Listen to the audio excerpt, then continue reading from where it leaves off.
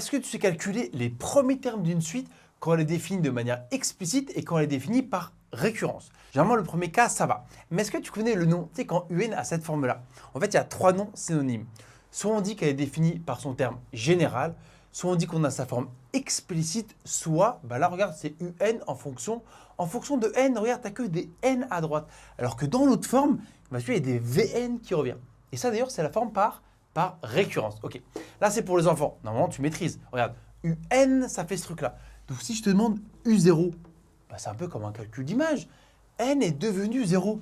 Tu remplaces tous les N par 0. Ça va, avoue que c'est mignon. Donc, ça fait 0. Ok. Que vaut U1? Pareil, tu remplaces les N par 1. Donc, ça fait 1 au carré 1 sur 1 plus 1. Donc, ça fait donc 1 demi. Et que vaut U2? Encore une fois, c'est comme un petit calcul d'image. Tu remplaces N par 2. On est à 4 tiers. Donc, tu vois, là, tu pourrais calculer U n'importe quoi. Le fameux truc des profs.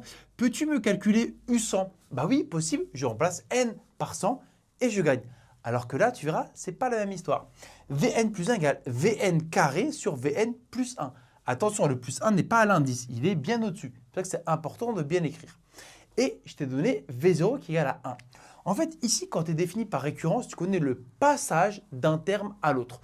Et si le passage, voilà, tu prends le terme d'avant, tu le mets au carré et tu le divises par le terme d'avant plus 1. Et donc, pour calculer V1 alors, pour calculer V1, je vais avoir besoin de V0. Donc, je fais V0 carré sur V0 plus 1.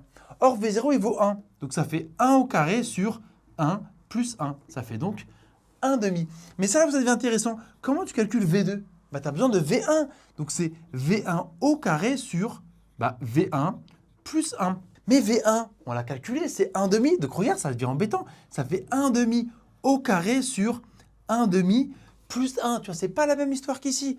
Combien ça fait au numérateur? 1 demi au carré, tu es à 1 quart. Et 1 demi plus 1, tu es à 3 demi. Oui, il n'y a plus beaucoup de place. Combien ça fait? Ça fait 1 quart fois l'inverse de 3 demi. 1 quart fois 2 tiers. Je te le mets ici.